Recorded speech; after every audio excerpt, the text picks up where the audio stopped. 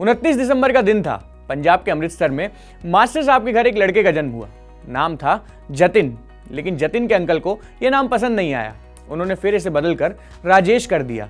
भारत पाकिस्तान विभाजन में पिता की नौकरी चली गई थी, परिवार की स्थिति भी ठीक नहीं थी। अब राजेश को पालना पिता के लिए मुश्किल हो रहा था। पिता ने बेटे को एक रिश्तेदार का यहाँ भेज दिया।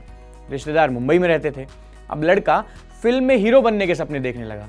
10 साल की उम्र में इस लड़के ने थिएटर भी ज्वाइन कर लिया। साल 1969 में यही लड़का भारतीय सिनेमा का सबसे पहला सुपरस्टार बना। दुनिया इसे राजेश खन्ना के नाम से जानती है। भारतीय सिनेमा में राजेश खन्ना का जो स्टारडम था वो बाद में भी किसी सुपरस्टार ने शायद ही दिखता हो।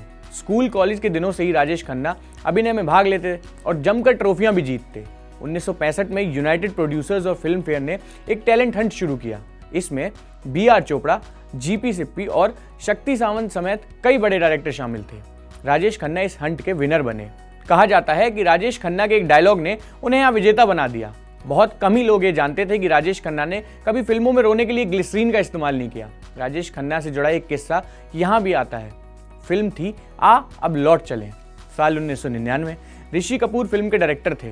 राजेश खन्ना ने पूछा कितने आंसू चाहिए। फिर उन्होंने हंसते हुए अपना सिर पीछे झुकाया और आंखों में आंसू भरकर सामने आ गए और कहा, इंसान को आंसू उधार लेने की क्या जरूरत है, गम दुनिया में इतने हैं कि झोली कम पड़ जाए। इसी फिल्म के एक सीन में ऋषि कपूर ने काका को हाथ हिलाने से मना कर दिया। सीन पूरा होने के बाद राजेश खन्ना ऋषि कपूर से कहते हैं, राज कपूर साहब मुझसे कहते थे कि काका तेरे हाथ में जादू है, इसे एक्टिंग में कभी भी रुकने मत देना, और आज देखो उन्हीं का बेटा मुझे अपने हाथ रोकने के लिए कह रहा है। काका ऐसे ही थे, शायद इसलिए स्टारडम भी उनसे कुछ इस तरह ही चला गया जैसे रेत में पानी।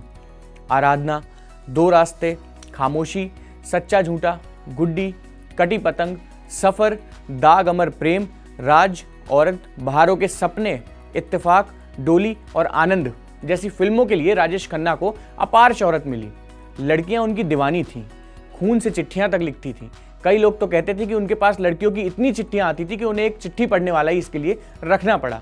लेकिन 80 के दशक में राजेश खन्ना का स्टारडम थोड़ा फीका पड़ने लगा। सिल्वर पर्दे पर अब अमिताभ बच्चन की एंट्री हो चुकी थी।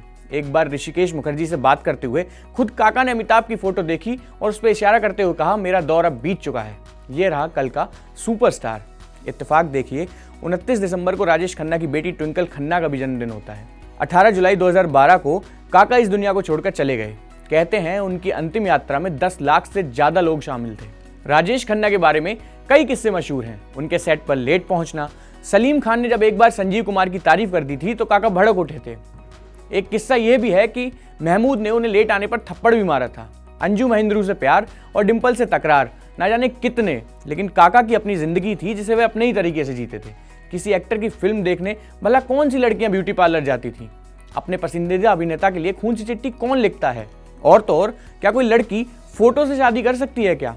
किसी की सफेद कार कैसे लड़कियों की लगाई हुई लिपस्टिक से लाल हो जाती है? उस दौर की सभी लड़कियों को ऐसा क्यों लगता था कि राजेश खन्ना उन्हें ही देखकर फिल्म में मुस्कुराते थे? ये पागलपन और ये दीवानापन सिर्फ राजेश खन्ना के लिए ही हो सकता है। इसमें कुछ किस्से हों, सुनी सुनाई बातें हों, लेकिन अगर एक किस्सा भी है तो भी राजेश खन्ना हर दौर के सुपरस्टार में इकलौते ही कहलाएंगे।